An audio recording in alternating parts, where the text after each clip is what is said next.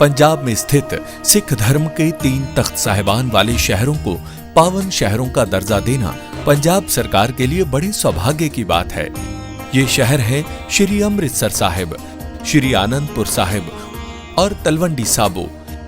ਇਹ ਤਿੰਨੋਂ ਤਖਤਾਂ ਦੇ ਸ਼ਹਿਰਾਂ ਨੂੰ ਪੰਜਾਬ ਦੇ ਅਧਿਕਾਰਤ ਪਵਿੱਤਰ ਸ਼ਹਿਰ ਵਜੋਂ ਐਲਾਨ ਕਰਨ ਦਾ ਫੈਸਲਾ ਕਰਦਾ ਹੈ।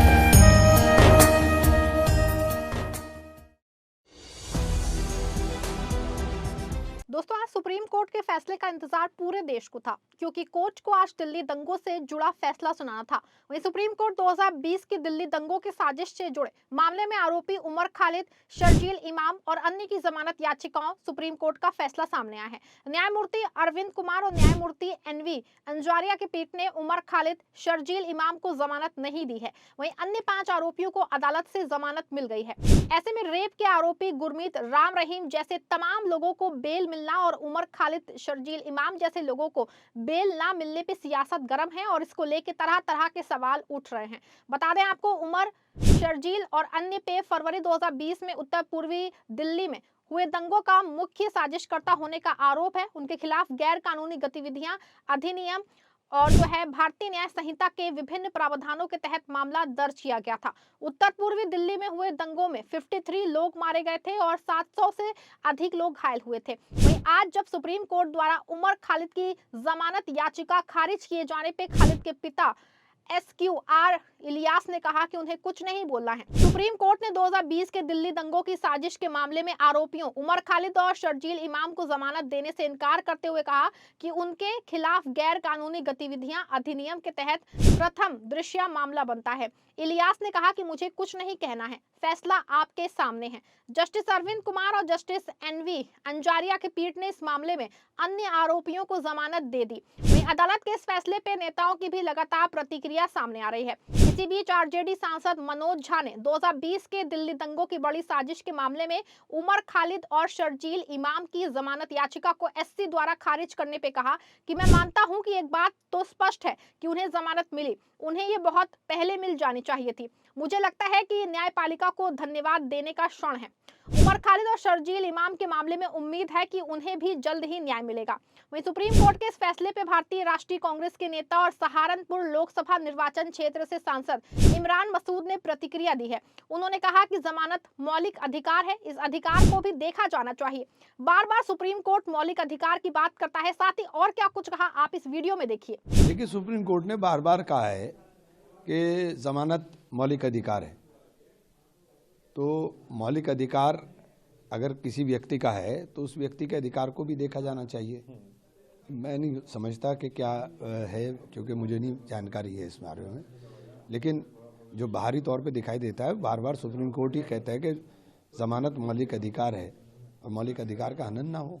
इस पूरे मामले में बीजेपी नेताओं की बयानबाजियां भी जारी हैं। इसी बीच भाजपा सांसद संजय जायसवाल ने क्या कुछ कहा, आप भी जरा इस वीडियो में देख लीजिए। उमर खालिद और शर्जील इमाम ने जिस प्रकार का देश विरोधी साजिश रचा था, जिस प्रकार से चिकन नेक को डैमेज करके और एक तरह से उत्तर पूर्व को काटने की साजिश रची गई थी, उसकी पुष्टि सुप्रीम कोर्ट ने कर दिया है और बिल्कुल 1 वर्ष तक वो लोग कोई जमानत के लिए अप्लाई नहीं कर सकते हैं। यह निर्णय बताता है कि भारत सरकार ने जो फैसला लिया था वह बिल्कुल सही था। जो हमारी सेंट्रल की एजेंसियां थी वह सब अच्छे से इस बात को जानती थी और इसी कारण से यह निर्णय हुआ है। मुझे पूरा विश्वास है कि इनको सजा अवश्य मिलेगी और इनको ऐसी सजा मिलनी चाहिए जिससे कोई भी व्यक्ति भारत विरोधी हरकतें नहीं कर सके।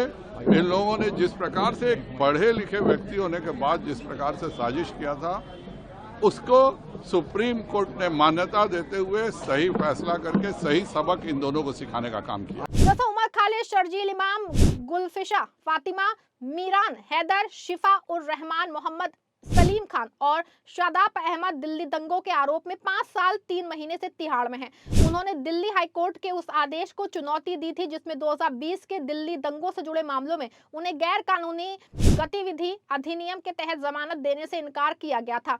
उमर खालिद जमानत के लिए निचली अदालत से सुप्रीम कोर्ट तक 6 बार अपील कर चुका है।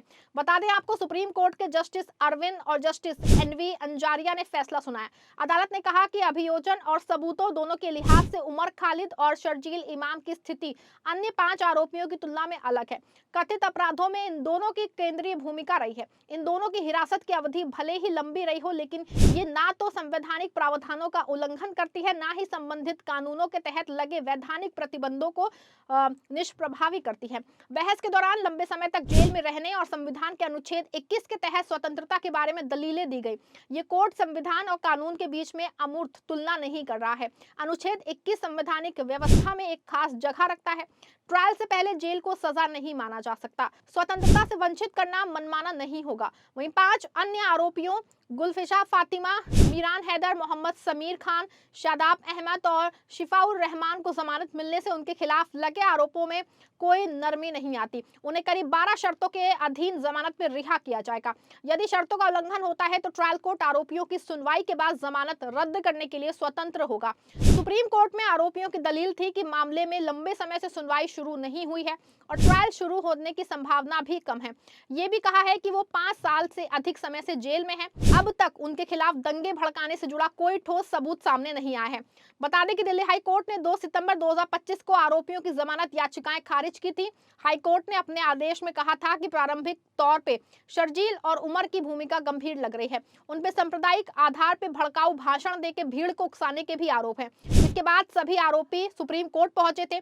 इससे पहले सुप्रीम कोर्ट ने 10 सितंबर को सभी पक्षों की विस्तृत दलीलें सुनने के बाद फैसला सुरक्षित रख लिया था। दिल्ली पुलिस ने इसकी जमानत याचिकाओं का विरोध किया। पुलिस का कहना है कि ये दिल्ली में दंगे भड़काने के मुख्य साजिशकर्ता थे।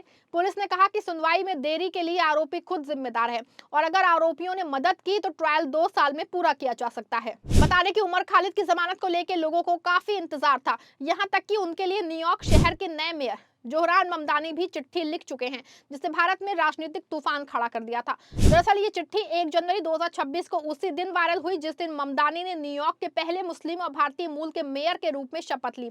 लेकिन इस चिट्ठी के सामने आते ही भाजपा भड़क गई और राहुल गांधी पे एंटी इंडिया लॉबी का आरोप लगा। आपको बता दें कि चिट्ठी में ममदानी ने लिखा कि प्रिय उमर, मैं अक्सर आपके उन शब्दों को याद करता हूँ जिन्होंने कड़वाहट को खुद पे हावी ना होने देने की बात की। आपके माता पिता से मिलकर खुशी हुई। हम सब आपके बारे में सोच रहे हैं। ये पत्र दिसंबर 2025 में उमर खालिद के माता पिता से मुलाकात के बाद लिखा गया था। खैर, आज उमर खालिद जो हैकर शर्जील इमाम को जमानत ना मिलने को लेके सियासी गलियारों में जम के चर्चा हो रही है। आप क्या सोचते हैं इस खबर के बारे में? कमेंट में जरूर बताइएगा। खबर को लाइक और शेयर भी जरूर करिएगा।